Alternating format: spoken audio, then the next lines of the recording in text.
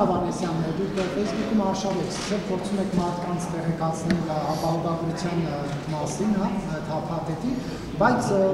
բարձվում է ձեր հրապարակած տեսանյութերից, գոնե ինձ համար պարզ դարձավ, որ փաթեթը ձեռք բերելով ամբողջ ծավալից չեն կարողանում քաղաքացիները օգտվել։ Հիմա դա որքանով է ճիշտ վճարել եւ հարկ եղած դեպքում կոնկրետ ծառայություն չստանալ։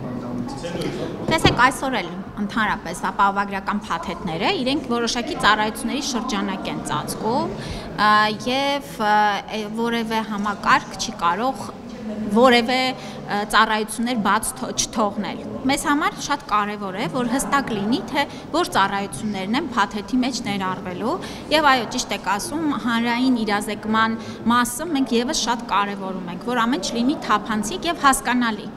որ ինչպիսին է լինելու փաթեթը եւ այդ փաթեթում ես ձեզ վստահեցնում եմ, այն հիմնական բեռը, որ այսօր մեր ժողովուրդը կրում է եւ ֆինանսապես բարդ իրավիճակի առաջ է կանգնում, երբ որ կարիք ունի վիրահատություն ունենալու, դեղորայք գնելու, այս փաթեթը այդ բազային կարիքները բավարարելու է։ Այնինչ, գիտեք, ամեն օր բժշկագիտությունը զարգանում է եւ իհարկե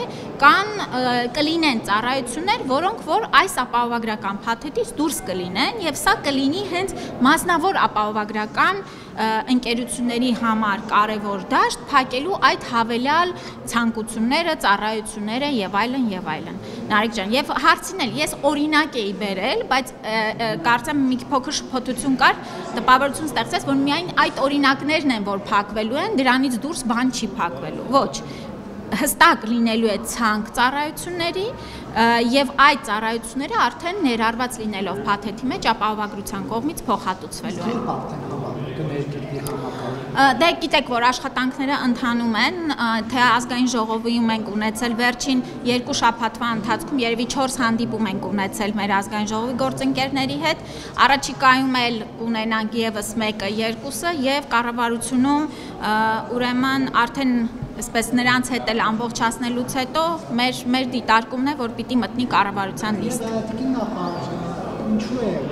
նորակոչիկների ստուգման բանը, դա արդյոք ձեր համակարգի տեղափոխվում Գյումրի։ Զորակոչի փորձաքննությունների մասով, այո, 2 պիլոտ ենք իրականացնում, 2 մարզերում, ուրեմն Լոռի եւ Շիրակը, փոխգործակցության սկզբունքով Գյումրու բժշկական կենտրոնի եւ Վանաձորի բժշկական կենտրոնի միասնական աշխատանքի շնորհիվ անելու ենք այնպես, որպեսզի մեր զորակոչիկները ստիպված չլինեն գալ հասնել Երևան, այստեղ օր, գումար եւ այլն հավելյալ ծախսեն եւ անցնեն համապատասխան բժշկական փորձաքննությունները։ Մենք գնահատել ենք կարողությունները, թե սարքավորումների եւ թե մասնագիտական եւ մոտեցնում ենք ծառայությունը նաեւ մեր զորակոչիկներին։ Եվ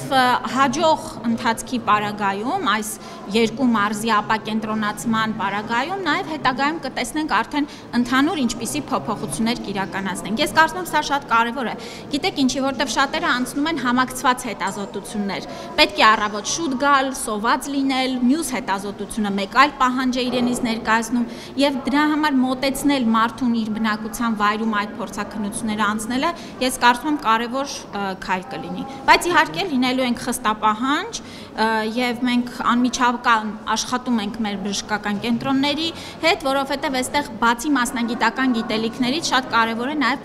փորձագիտական մասը եւ պիտի որ ամեն բան հաջող անցնի։ Դուք նախարար դուք եւս Փաշինյանի ու ԿՊ-ի մյուս կպարտանների հետ գնացել եք Գյումրի, նախընտրական տրամադրություններ էր տիրում այնտեղ։ Դուք այնուամենայնիվ ղեկավարում եք մի ոլորտ, որը պետք է լինի ապաքաղաքական, բայց ձեր ներկայությունը ԿՊ-ի նախընտրական ելույթների եւ այլ ուղիղ ըստ էության ազդակ եւ ոչ չի բուժաշխատողներին նաեւ որոշակի առումով կան նաեւ ազգային եւ տեխնացուների կողմից, որ ըստ էության բուժ հաստատությունների ներկայացուցիչներին հրահանգված է գնալ եւ օրինակ Գյումրիում ընտրել իրենց սարիկին։ Վայ,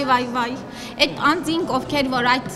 ուրեմն մտավախությունները ունեն, ես նախ հորդորում եմ շատ հրատապ կերպով այդ բոլոր մտավախությունները հայտնել իրավապահ մարմիններին եւ չվերագրել անձանց մի բան, որի մեջ իրենք շատ լավ մասնագիտացված են եղել եւ թե Կիրակի օրն եմ գնացել Գյումրի ոչ աշխատանքային օրվա ընթացքում եւ այո մասնակցել եմ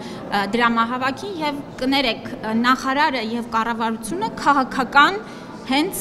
մարմին են եւ չեն կարող լինել ապաքաղաքական բացառվում է նման հրահանգ որևէ ուղղորդում որևէ բան որովհետեւ դրա կարիքը չկա էլ Ինչի որտեղ ձեր սարիկի ընտրելու են, հա։ Ես կարծում եմ, որ քաղաքացիական պայմանագիրը այս տարիների ընթացքում բավական ձեռքբերումներ ունի, որոնք պիտի ներկայացնի մեր նաև քվեարկողներին, պիտի անի աշխատանք, որը անում է եւ վստահ եմ, որ այս ուրեմն կարևոր գործը ներկայացնելով եւ նաեւ ներկայացնելով թե ինչ է արվելու Սարիկ Մինասյանի հաղթանակի պարագայում, ես կարծում եմ, որ Գյումրեցին իր ձայնը որոշիչ կտա ԿՊ-ին եւ Սարիկին։ Բուժ հիմնարկները մարզպետարաններից հանեցիք նախարարության ենթակայության դարձրեցիք այս ընտրությունների եւ 26 ընտրությունների առաջ։ Տենարիկ ջան, եթե այդպես լինի, պիտի ասեք ինչու եք ապահովագրության մասին այսօր խոսում, որտեվ դա Գյումրու փառաքարի ընտրությունների հետ ինչ համատեքստ ունի։ Տեսեք, մենք ամեն օր ինչ որ մի բարեփոխում անում ենք։ Իհարկե մեր մարզերն էլ դրա շրջանակներում ունենում են որոշակի բարելավումներ եւ վստահ եմ, որ այս մարզային կենտրոնների փոխանցումն էլ առողջապահության նախարարությանը եւ շատ ավելի կարևոր կտորը կառավարման մոդելի բարեփոխումները պիտի տան իրենց արդյունքները եւ այս կենտրոնները շատ ավելի գրագետ ֆինանսատնտեսական կառավարում իրականացվի, զարգանա եւ այլն եւ այլն։ Տիկին նախարար, դուք վերջերս մարզային ԲԿ-ներ այցեր եք կատարել, եղել եք Չարենցավանի ԲԿ-ում, մյուս ԲԿ-ներ ոնց որ էլի մարզում։ Ինչ հետաքրքիր նախ ինչ պատկեր եք արձանագրել այդ հենց Չարենցավանի ԲԿ-ում եւ առասարակ մարզային ԲԿ-ների մատուցած ծառայությունների որակը ձեզ գոհացնում է, թե ոչ, սա ասեք հետո Գիտեք, ընդհանրապես դժվար է այսպես ընդհանրացումներ անել եւ գնահատական տալ մարզերին կամ կոնկրետ բժշկական կենտրոնի ամբողջական որակին։ Եվ այո, ճիշտ եք ասում, վերջերս եմ եղել ուրեմն Չարենցավանում, նախ որովհետեւ իմ արժեվ դրել եմ խնդիր այս տարի համ պատրաստից, այսպես ասեմ, այցեր իրականացնել կոնկրետ մարզային կենտրոններում, հասկանալու թե սովորական աշխատանքային օրվա ընթացքում ինչպես են process-ները կազմակերպվում եւ ինչ խնդիրներ կան, որոնք որ մենք այսպես ավելի պաշտոնական այցերի շրջանակներում գուցե չենք նկատում։ Եվ այո, հիմա կշարունակեմ։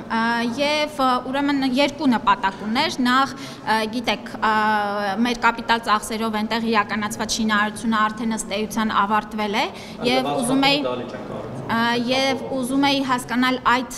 ուրեմն նոր տարածքների օգտագործման շատ ավելի արդյունավետ պիտի ձևաչափ գտնենք, այնտեղ բժշկական ծառայությունների որոշակի հատվածը պետք է փոփոխությունների արդյունքում այս նոր տարածքում տեղավորվի, որպեսզի նաև չստացվի, որ տարածքները չեն ծառայում իսկապես բժշկական օգնության որակի բարձրացմանը։ Պետք է ասեմ, որ աշխատանքային մի քանի ուրեմն կարևոր հարցադրումներ էլ կար, այնտեղ գիտեք տարածքում կա մի այսպես սքոսրահ, որը որ նաև քաղաքացիներն էին բարձրացրել, որ բժշկական կենտրոնից նման ուրեմն ծառայությանը ականատես լինելը անընդհատ կարծում ենք ճիշտ չի, հանձնարարել են, որպեսզի գտնեն լուծում այդ սեփականատիրոջ հետ ճիշտ պատնեշավորելու եւ փակելու բժշկական կենտրոնից դրա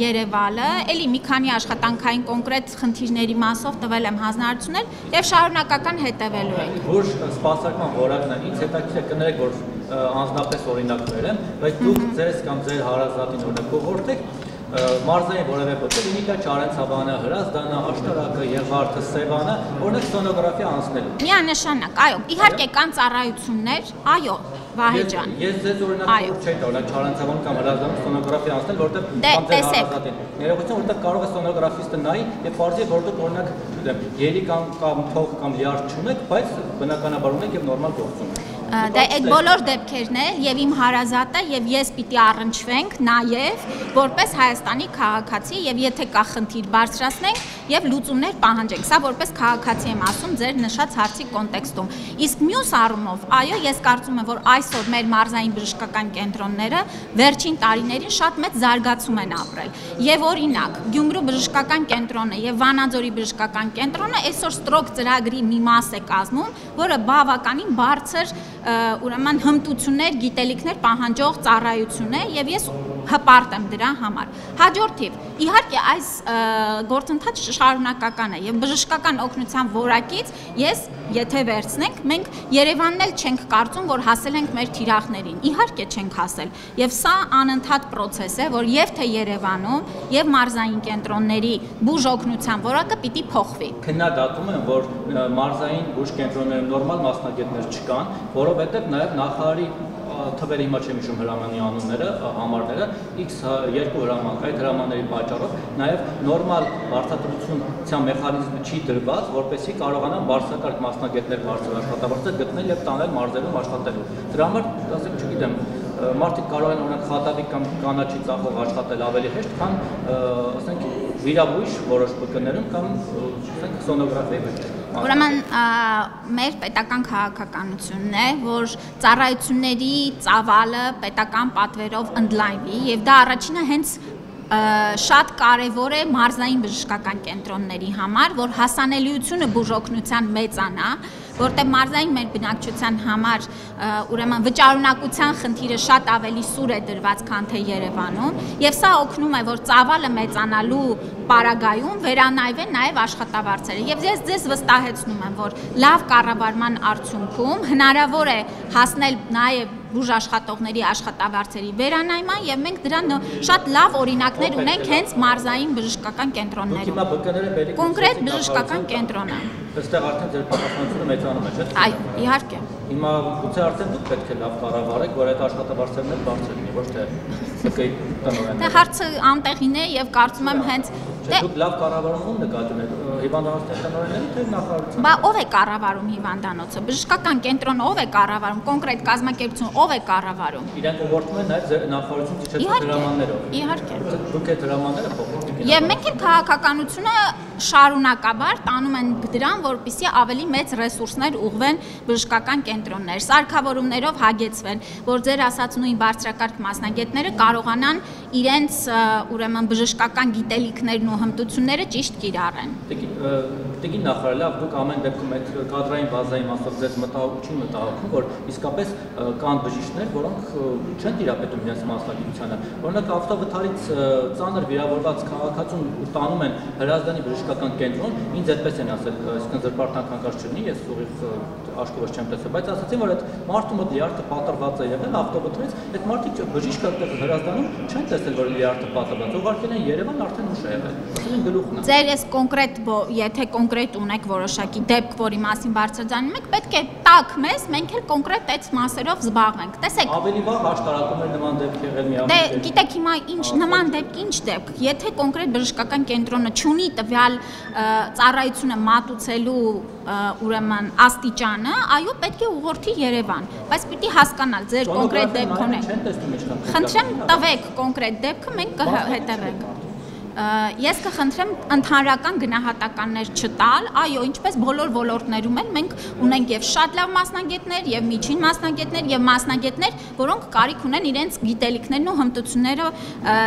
բան անելու, բարձրացնելու։ Եվ այստեղ գիտեք ինչն է կարևոր, որ Հայաստանի Հանրապետությունում բժշկի լիցենզավորման ինստիտուտը, որը 2000-ական թվականներին հանվեց, նաեւ դրա արդյունքում է, որ շատ բարդ է կոնկրետ բժշկի կողմից ոչ քրեական գործի շրջանակներում, բայց նույն մասնագիտական բաց թողումների մասով հստակ փոփոխությունների հասնել։ Բայց մենք այդ օրենքը արդեն ընդունել ենք եւ մասնագիտական լիցենզավորման պահանջը 2025 թվականից մտնում է փուլային կգնա 3 տարվա մեջ կներդրվի եւ սա էլ կնպաստի, որպես մենք մեր համակարգում որևէ ուրեմն բժիշկ չունենանք, որը բավարար գիտելիք ու հմտություն չունի։ Ես հիմա էթիկայից ելնելով անուն չեմ տա, բայց մարզային բկներից մեկի բժիշկ կա, որ քրեական գործածությունից հիշեցի, որ այս բանի քրեական գործամասով թմրանյութ օգտագործելու կասկածանքով վերման է ենթարկել ձերբակալելու, էլի շարունակում աշխատել։ Խնդրեմ էթիկայից ելնելով ճիշտ է կամ չեք հնչեցնում, բայց ինձ փոխանցեք, ես անպայման կզբաղվեմ դրանով։ Մի բան էլի մտահոգող հարց։ Տիկին Ավանեսյան, ինձ տեղեկություն հասավ, որ Երևանում գործող West Life բժշկական կենտրոնը շուրջ ստվերային համագործակցության ժողովրդական լեզվով ասած ատկատի մեջ է գտնվում որոշ մարզային բկների հետ շտապօգնության մասով։ Որ շտապօգնության մեքենան օրինակ գնում է կանչով օրինակ ռեանիմոբիլը մարզային բկից պացիենտ տեղափոխելու Երևան միանգամից տանում Best-Life։ Էլի որպեսզի անիրավի մեղադրանք չլինի, ես ուղղակի ձեզ խնդրում եմ դուք նախ ասեք տեղեք եք թե ոչ կամ գուցե ուսումնասիրեք հետո ասեք այդպես։ Մենք ընդհանուր առմամբ խնդիրները այստեղ արձանագրում ենք, այո, որ բժշկական ուրեմն կենտրոններ որոշակի ուղղորդվածություն լինում է շտապօգնության կողմից եւ այստեղ մենք թվայնացման գործընթացը պետք է ավարտին հասցնենք, որպեսզի բացառենք նման դեպքերը, այսինքն կախված ծառայությունից եւ ուրեմն աշխարհագրական դիրքից ու մոտակա լինելու հանգամանքից պետք է հիվանդը տեղափոխվի կոնկրետ բժշկական կենտրոն, եթե ինքը իր ցանկությամբ այլ բան չի ուզում, որի համար նաեւ վճարում է։ Ձեր ասած կոնկրետ դեպքով ես մի հատ կհասկանամ դժգոհությունները ինչուն է եւ վերլուծությունը շատ լավ։ Շատ լավ։ Տեսել եմ որ շտապօգնության վարորդը քշում է Best-Life, ասել են ինչի, ասում են դեռ են գնում։ Ասել են չէ, մենք էս սպասում ենք օրինակ Էրեբունիում, հարազատներն էս սպասել են Էրեբունիում։ Չէ, այստեղ տեսեք, եթե Best-Life-ը գտնվել է ամենամոտ աշխարհագրական դիրքում եւ այդպես պետք է արվեր, դա մի սցենար է, բայց եթե Best-Life-ի, չէ, կներեք, եթե Էրեբունու բժշկական կենտրոնի կողքից տանում են Best-Life, սա իհարկե սխալ գործառույթ է։ Բայց դուք ամեն դեպքում անպայման մանրամասները կճշտենք, կհասկանանք ինչն է։ Մաֆիա է գործում բժշկների միջև որոշակի, չգիտեմ։ Այսքանն էր հարցերը։ Դուք որ օրինակ Best-Life-ի տնօրենին հանդիպեք այդ հարցը հասկանանք։ Վստահաբար։ Մեխանիզմ ունեք դրա դեմ։ Բայց դա չի իմ գործիքը, որ նրան հանդիպելուց հարցնեմ, այլ շատ ավելի այլ գործիքներ էլ կան, որ կճշտենք։